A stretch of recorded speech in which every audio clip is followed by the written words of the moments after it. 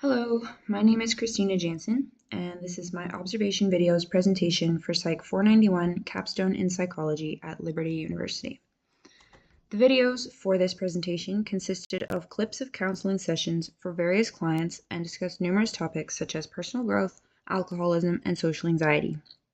In this presentation, each video will be summarized, and following this, I will discuss the importance of integrating a biblical worldview as well as what I learned from watching the videos.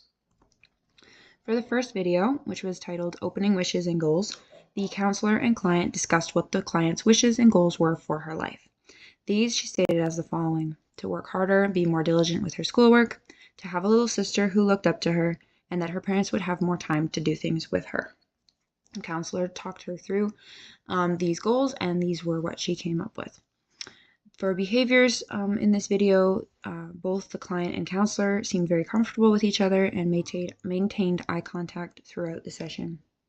A psychological theory that works well with this client is the humanistic theory.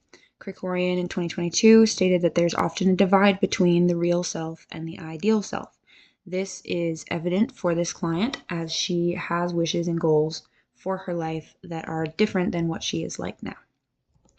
For the second video, we continue with the client from the first video, and it is titled The 3-Step Emotional Change Trick. In this video, the counselor walked the client through how to change negative feelings.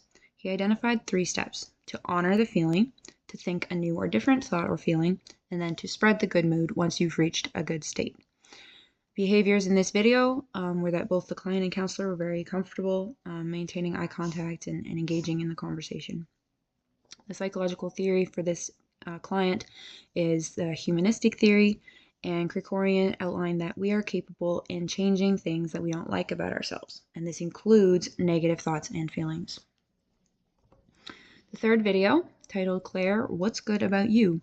The counselor asked the client, what is good about you? And this caused this client to focus on the positive things about herself, what she liked about herself, the things she was good at, and so on. Behaviors were that both parties maintained comfortable eye contact through the session, and the client was leaning forward and making an effort to engage in the conversation.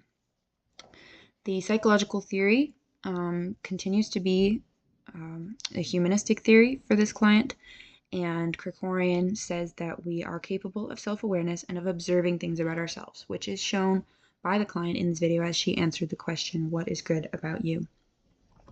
The fourth and final video on this client was titled Claire, Closing and Summary, and the client and counselor briefly went over the client's wishes once again, and this time the counselor offered some tips and things she could do to work towards these wishes.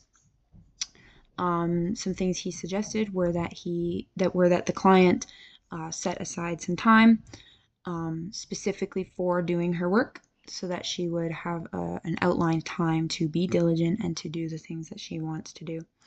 In addition, seeing as she cannot manufacture a little sister, he suggested that she look around her life right now and kind of see if there's another younger child that can kind of be a younger sibling for her. Not literally, but figuratively and emotionally, so that she can kind of encourage this younger child, and this child can look up to her in the way that she hopes a younger sister would. Behaviors in this video were very similar to the previous videos with this client, with both counselor and client appearing very comfortable with each other, maintaining good eye contact, making an effort to engage in the conversation, and so on. The humanistic theory is the psychological theory for this client, and Krikorian shows that humans are capable of growth. And this is evident as the client seeks to grow in ways outlined by her wishes at the beginning of the session. For the fifth video, we move on to a different client, and this one is titled TJ Anger Management. The discussion in this video centered around anger and violence. The client didn't make much of an effort to engage in the conversation. However, he and the counselor did end up discussing anger, violence, feeling weak, and other things along those lines. Behaviors that were observed for this video were that the counselor was leaning forward and trying to engage the client, and the client was doing the opposite, slouching, leaning back, not making much of an effort to continue or expand the conversation. He answered in very short sentences and didn't really act like he wanted to be there. The psychological theory for this client was the social learning theory. Huseman in 2019 states that childhood experiences may result in more violent or aggressive behavior as outlined by the social learning theory. This could be the case for this client. It's not necessarily the case, but it's possible, and so it should be considered. For the 6th video, which is titled Lewis and Motivational Interviewing, the client and counselor discussed alcoholism and drinking to relax, de-stress, party, socialize, etc. In addition, the video contained a clip of the counselor talking with another professional about clients who lie during their sessions. This was primarily focused on clients who are in an Alcoholics Anonymous program and are lying about how much they are drinking or when they're drinking and things along those lines. Behaviors observed in this video were that the client was very relaxed and engaged comfortably with the counselor, making good eye contact and carrying on the conversation. The social learning theory was the psychological theory identified for this client, and Alabash in 2022 outlined that exposure to alcohol or to other individuals drinking alcohol can lead to an increase in drinking in the individual. This was outlined by the client as he discussed that when he sees other people drinking, he feels that he wants to, or that it's not a big deal if he does. Okay, for the 7th video, which was titled Sample CBT Session on Social Anxiety, the client and counselor discussed social anxiety and the potential underlying reasons for social anxiety. Behaviors observed were that both the client and counselor were very comfortable, maintained eye contact, engaged in the conversation, were leaning forward and making an effort to answer the questions effectively.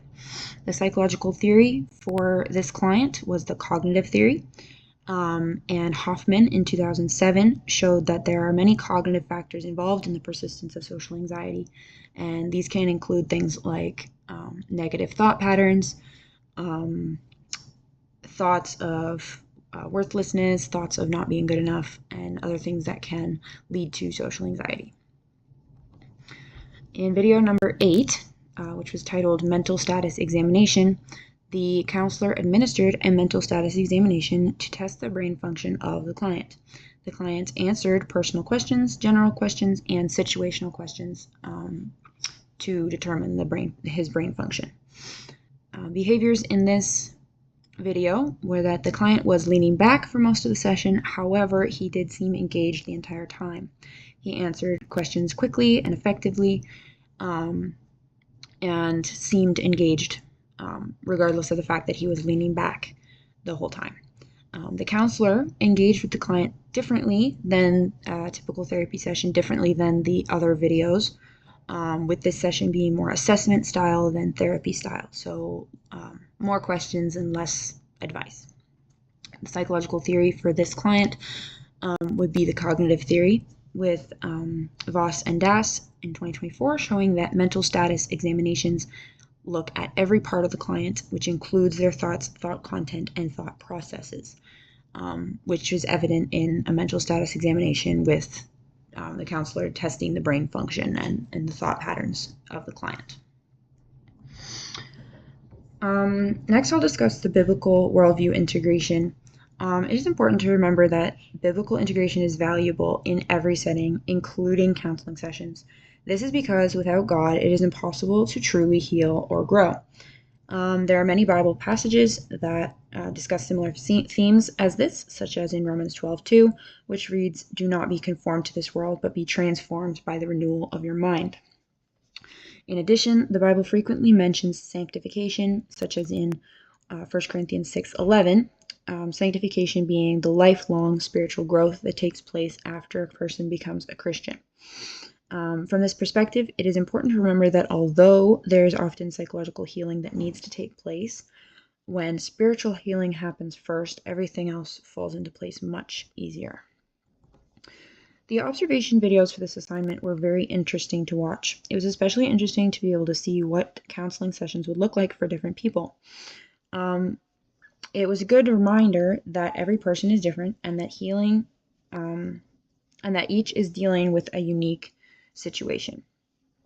Some differences that I noted were that between the therapy sessions and the assessment style session at the end, the primary difference was tone, with the therapy sessions being more conversational and then the assessment being much more assessment style with more questions and less advice, less therapy style. Some similarities between the two different styles were that they were all very comfortable atmosphere with very relational kind of environment. That is the end of my presentation. Thank you so much.